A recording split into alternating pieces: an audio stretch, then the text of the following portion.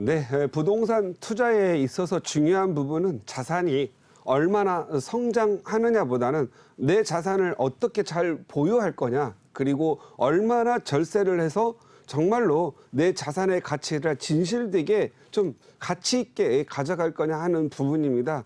그 부분에 있어서 주택 임대 사업자를 빼놓을 수가 없습니다. 그 중에서도 지금 현재 건설주택 임대사업자에 대한 질문들이 좀 많아서 간결하게 정리해 보았습니다. 오늘은 제목을 건설주택 임대사업자, 건설주택 사업자 장특공 받으려면 2022년 말까지 등록해야라는 내용입니다. 지난주 12월 9일 날 주택 임대사업자에 대한 취득세에 관련해서 국회를 통과를 했습니다. 그런데 건설주택 임대사업자에 대해서는 여전히 그냥 건드리지 않고 그냥 왔다. 그리고 앞으로도 건드리지 않을 것 같다라는 부분이 있고요. 그리고 또 시간이 가면서 어떤 방법으로든 주택 임대사업자는 계속 시장의 상황에 따라서 변경될 수 있거나 개정될 수 있다라는 부분을 좀 알았으면 좋겠고요. 이 시간에서는 건설주택 임대사업자 이 부분에 대해서 말씀드리고자 합니다. 보통 우리가 기존의 다세대 주택, 우리가 시총 빌라라고 하죠. 그다음에 오피스텔을 주로 그다음에 단독 다가구 주택, 이런 주택들을 하나하나 사가지고 우리가 주택 임대사업자를 그냥 짓는다고 한다면은 그냥 매입 주택 임대사업자라고 합니다. 그런데 이 새로 짓는 경우가 있죠. 새로 땅을 새로 사가지고 공동주택을 짓거나 아니면 자신이 보유하고 있는 기존의 주택을 멸실을 하고 새로운 공동주택을 지었을 때 우리가 임대사업자를 등록을 하면 건설주택 임대사업자라고 합니다. 이번에 12월 9일 지난주에 국회를 통과한 것은 그냥 매입주택 임대사업자의 취득세를 개정했다라는 부분이고요. 올 연말, 이번 달이죠. 이번 달 말에 종료가 되는 부분, 취득세 감면이 3년 더 연장을 해서 2024년 말까지 취득세 감면이 있다라는 내용입니다. 그리고 모든 매입주택 임대사업자에 대해서 85%를 감면하는 것이 아니라 이렇게 새로 신축을 할 경우 분양을 받죠. 그래서 신축해서 나온 분양하는 최초 분양분에 대해서 취득세 85% 감면이 있다라는 내용이지, 기존의 주택, 기존의 구축이라고 하겠습니다. 하루만 지나더라도 구축이라고 표현하겠습니다. 기존의 빌라나 기존의 오피스텔이나 기존의 단독주택에 대해서는 취득세 감면이 없다라는 걸 좀 아셨으면 좋겠고, 그다음에 이 취득세하고 같이 물려있는 게 재산세죠. 그래서 2024년 말까지 재산세도 역시 감면이 있다. 그래서 50% 또는 75%, 100%의 감면이 있는데 이 재산세 감면은 2호 이상이라고 표현했는데 두 채 이상을 갖고 있어야 되는데, 그중에서도 주택이면 주택으로 두 채, 그리고 오피스텔이면 오피스텔로 두 채 이렇게 갖고 있어야만 재산세 감면을 받을 수 있다. 그래서 1주택자에 대해서 주택 임대사업자를 냈는데 한 주택만 했다. 그러면 감면이 재산세는 없다. 이렇게 아시면 좋겠고, 또 오피스텔 한 채, 주택 한 채 이렇게 갖고 있으면 또 재산세 감면이 없고, 주택이면 주택으로 두 채, 오피스텔이면 오피스텔로 두 채를 있어야 재산세 감면을 해주는데, 그거에 대한 전용 면적 기준이 있죠. 85제곱미터 이하여야 된다. 85제곱미터는 우리한테는 잘 알려져 있는 국민주택 규모죠. 국민주택 이하에 대해서만 가능하다라는 거고, 85제곱미터 이하에 대해서 85, 60에서 그러니까 이렇게 거꾸로 표현하겠습니다. 100% 감면해 주는 것은 40제곱미터 이하이고 40에서 60제곱미터는 40에서 60에서 75%를 감면해 줍니다. 그리고 60제곱미터 이하에 대해서는 75%, 그리고 60에서 85제곱미터, 60에서 85제곱미터 이하에서는 50% 감면을 해주고 있다. 그리고 재산세를 감면해 주는데 종부세 배제는 없고, 이 매입 주택 임대사업자를 낼 경우에는 종부세는 합산되고 다른 주택과 같이 중과된다라는 부분이 있고, 그도 기존에 있었던 장기 보유 특별공제도 없어졌다, 이렇게 보시면 될 것 같고, 어제 지난주에 발표된 12월 9일 통과에는 생애 최초로 주택을 구입하신 경우, 생애 최초, 그리고 만 30세 이상인 사람, 만 30세 이상인 자가 생애 최초로 주택을 구입할 때 수도권에서는 4억, 그리고 지방에서는 3억 이하에 대해서 취득세를 50% 감면을 해주는데, 요건 2년밖에 연장이 안 돼가지고 내년이 아니고 2023년 말까지만 한시적으로 감면해준다라고 생각하셨으면 좋겠고요.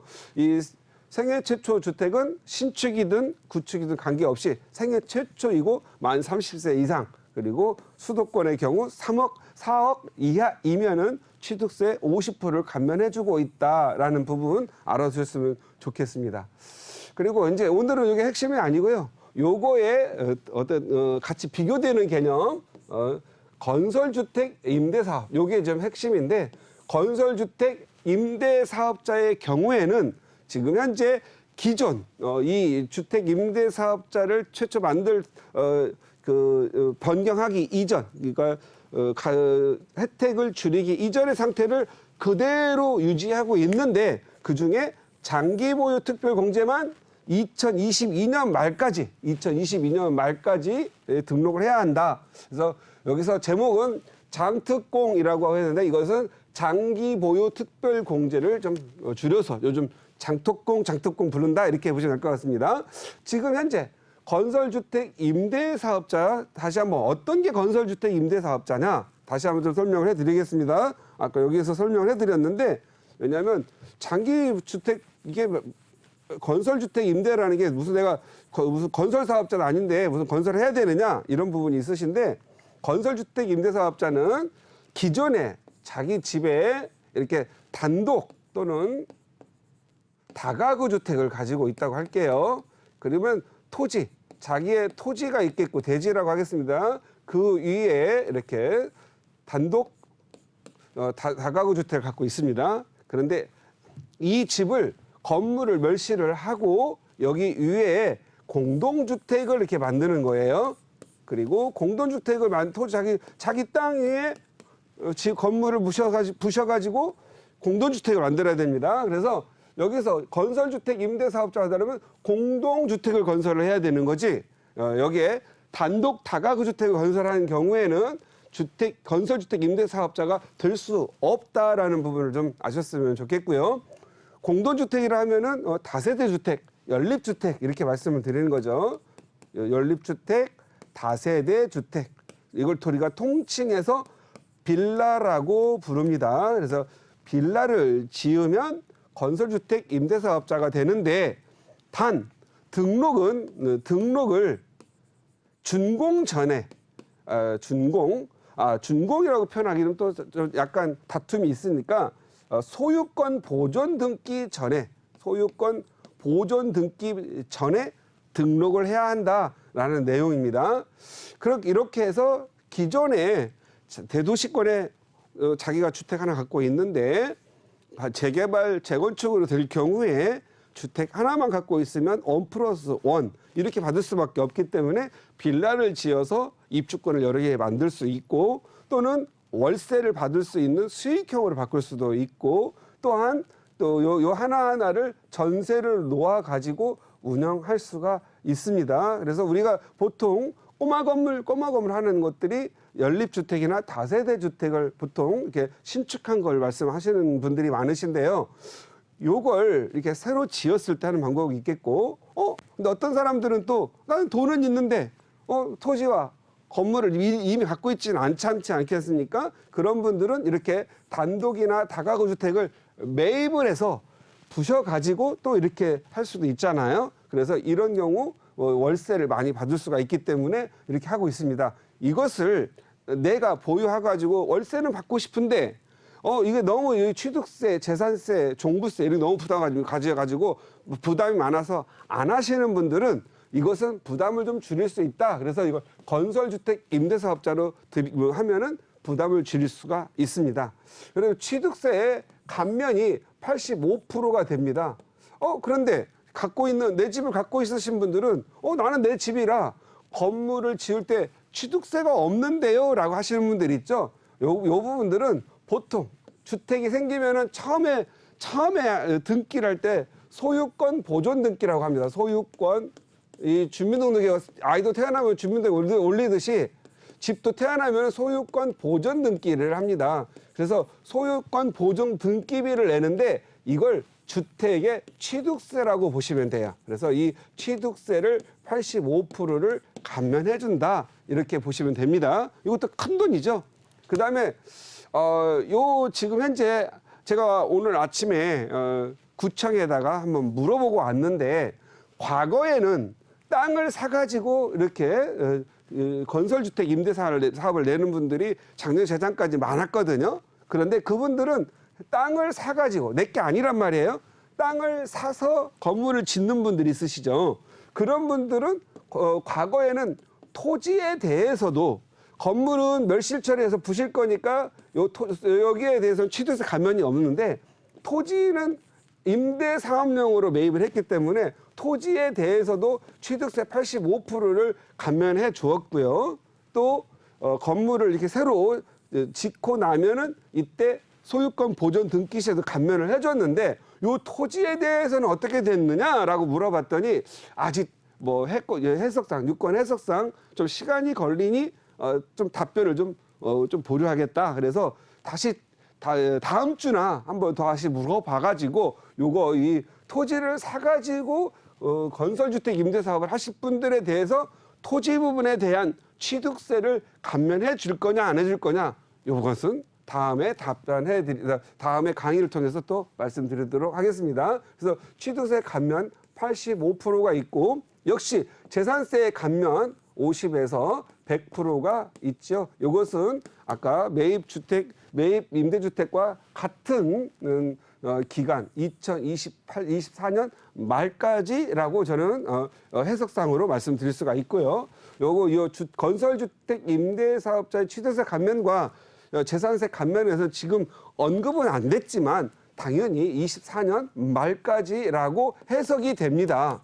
제가 과거 이 방송을 하다가 답변을 하니까 어떤 남성분이 전화를 막 무지하게 해대가지고 이거에 그냥 임대사업 매입 임대주택하고 건설하고 아직 확실한 건 아닌데 왜 이렇게 말을 했느냐라고 항의하시는 분이 있는데 혹시 오늘 제가 틀릴지라도 항의를 하지 마시고 혹시라도 좀 더 확실히 알고 싶으면 각 지자체에다가 문의하셔가지고 제 말이 틀리면 그때 얘기를 들었는데 질문할 기회를 만들어줬는데 이게 틀리다라고 얘기를 해주시면 되는데 무슨 앵그리 하여간에 요즘 보면 좀 틀리면은 무슨 앵그리 헌터가 많은지 무슨 틀리면 와가지고 막 저기 전화해서 불쾌하게 만드는데 저도 어떻게 보면은 머리를 쓰고 여러분을 위해서 좀 어떻게 노력하는 사람인데 혼내려고 하지 말고 틀린 건 잘 지적을 하셔가지고 저는 늘 열려 있습니다.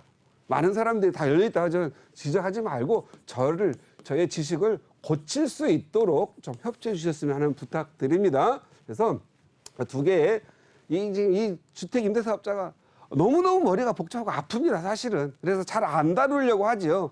가장 많이 바뀐 법이라 그렇습니다. 그런데 여러분의 재산을, 여러분의 세금을 또 이렇게 절세할 수 있도록 도와드리고 또 투자할 수 있는 기회를 열어드리고 재산을 보호할 수 있는 거라 또 욕먹을 줄 알고 또 다뤄드리는 겁니다. 이해해 주셨으면 좋겠고요.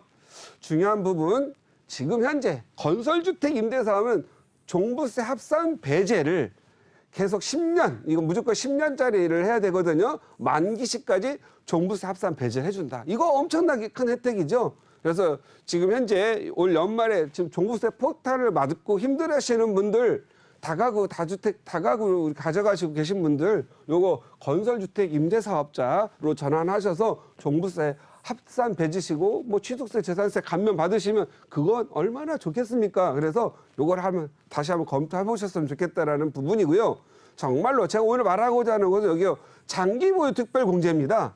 장기 보유 특별 공제는요. 어떤 거냐면 내가 갖고 있는 단독주택과 자산이 15억 정도가 됐는데 이렇게 다세대 주택을 지어가지고 공동주택으로 바꿨어요. 그랬더니 가격이 많이 올랐어요. 예를 들어서 10억도 올랐다고 볼게요. 그러면 장기 보유 특별 공제는 10년 동안만 이 건설주택 사업을 유지를 하면 70%를 상승된 양도 차익의 70%를 감면해 준다는 겁니다.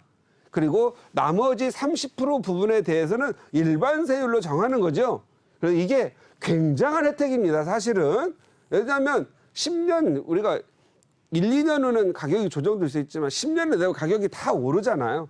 내가 월세를 받으면서 갖고 있다가 가격이 많이 올라서 팔려고 보니 장기 보유 특별 공제를 받는 대상이다. 70% 감면이라는 부분이 매우 크고 또 보유 기간 동안에 종부세가 합산 배제돼서 종부세가 안 나온다라는 거잖아요. 요거에 대해서는. 그리고 내가 살고 있는 기존 주택에는 추가되지 않기 때문에 중과되지 않는다라는 거죠. 요 기간 동안에 우리는 뭘 할 수 있죠? 자기가 갖고 있는 기존 주택, 이걸 거주주택이죠. 거주주택은 2년만 거주를 하면 비과세를 합니다. 그래서 그런 혜택이 좀 많이 있습니다. 요 부분은 죄송하지만 2022년 말 등록시까지로 바뀌지 않았다라는 부분입니다. 요것 때문에 제가 항의자를 많이 받았는데 바뀐다고 여기에서는 2024년 말까지 바뀐다고 했는데 얘가 바뀐다는 건 아니었다라는 거죠. 결국은 2022년 그러니까 내년 말까지 등록 시까지 가능하다라는 거죠. 2022년까지 등록을 한다라는 건 어디죠? 지자체에다가 사업자를 등록을 해야 되고 그 다음에 세무서에도 사업자를 등록한 경우에만 한다라는 거예요. 그리고 이것은 소유권 보존 등기 이전까지 해야 된다고 하니까 준공이 아니라 소유권 보존 등기까지 가야 되는 거잖아요. 그러니까 지금 현재 이 혜택을 누리실 장기 보유 특별공제 혜택을 누리실 분들은 조금 서둘러야 된다라는 부분이고 이거 아니고 난 종부세나 재산세, 취득세만이라도 감면 받을 거야 라고 하는 분들은 굳이 서둘 필요는 없겠다. 그래서 지금 자기가 갖고 있는 오래된 땅, 뭐 50평, 60평 이게 큰 갖고 있는 분들 그동안 양도세가 너무 높아가지고 처리를 못 하시는 분들 계속 갖고 가시는 분들 있잖아요. 그런 분들은 건설주택 임대사업자를 내시면 반드시 굉장한 혜택이 있을 거다라고 저는 확신하니까 잘 활용했으면 좋겠다라는 거고요. 지난주에 또 제가 방송에서 언급한 내용이 단어가 좀 하나가 좀 틀린 게 있었습니다. 그 강력한 항의 발언이 있었기 때문에 그거 좀 내용을 좀 정정해달라고 해드립니다. 지난주 방송에서 제가 어떤 분한테 상담을 할 때 원효로 일가 정비구역 지정된 곳이 투자하기 좋다라고 말씀을 드렸는데 이건 정비구역이 지정되지 않았고 여기는 건축행위 제한구역이다라고 좀 바꿔달라는 거죠.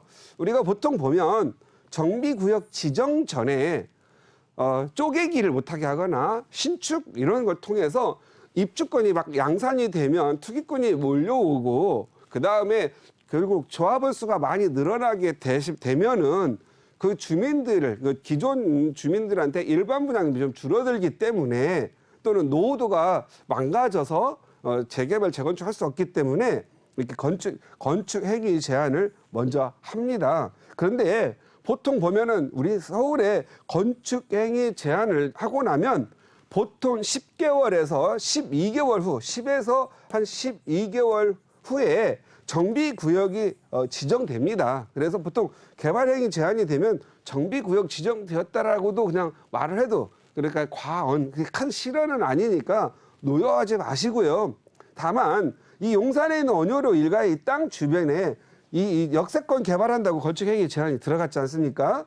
그러면 어차피 이 정비구역 지정이 되거나 건축 행위가 이 제한이 들어가면 새로운 쪼개기라든가 그 지분 쪼개기죠. 뭐 그다음에 건물과 땅과의 분리하거나 이런 부분들은 행위 자체를 이 지자체 허가를 내주지 않습니다. 그렇기 때문에 뭐 물론 이 개발 행위 제한이 들어갔다고 하면 권리 산정 기준일이 나오지는 않습니다. 정비구역 지정일이나 아니면 저희 이 기본 계획이 이 역세권 개발은 기본 계획이 없기 때문에 보통 보면은 도정법에서 이렇게 유추 그러니까 준용해가지고 유추해서 가기 때문에 보통 정비구역 지정일 또는 정비구역을 이렇게 공고일을 통해서 보통 저 권리 산정 기준일이 정해집니다. 그래서 뭐 원효로 일과 같은 경우에는 뭐 신축 뭐 아니면 구축 관계없이 현금 청산 같은 건 하지 않고 늘 거래가 되는 아마 제가 봤을 때는 도정법으로 따라가기 때문에 조합 인가 전까지는 활발하게 거래가 돼도 현금 청산이 없다. 아마 그분이 뭐 정비구역 지정됐다 뭐 이렇게 말씀하시니까 막 화를 냈던 이유는 제가 봤을 때는 혹시 현금 청산 돼가지고 거래가 막히는 거 아니냐 이런 부분 때문에 얘기하신 것 같은데 거래에 막히지 않고요. 신축하는 물건도 그 입주권에 영향을 미치지 않는 즉 현금 청산이 없으니까 그냥 투자하셔도 되겠다라고 말씀을 드리겠고 원효로 인가는 정확하게 역세권 도시정비 재개발 사업구역으로 지정되었습니다. 저기 용산구청 지자체에 지난달 11월 12일자로 발표가 됐으니까 물어보셔도 되고요. 그래서 도시정비라는 것은 도시재생이니까 재개발 또는 재건축이라는 뜻이고요. 재개발 사업구역으로 지정하기 위한 건축 행위 제한이 들어갔다 이렇게 얘기해 주시면 되고요. 제가 이렇게 가끔 방송 중에 상담을 7분 안에 이렇게 막 하다 보면 막 빨리 받아보면 단어 선택이 가끔 1년에 한두 번 그르칠 때가 있는데 그걸 꼭 집어가지고 다시 방송에 이렇게 정정하라 이렇게 하는 것보다도 일반적으로 이해해도 큰 부분이 없는 부분들이 있으니까 그렇게 이해해 주시고 갔으면 좋겠다라는 말씀 드리면서 마치도록 하겠습니다.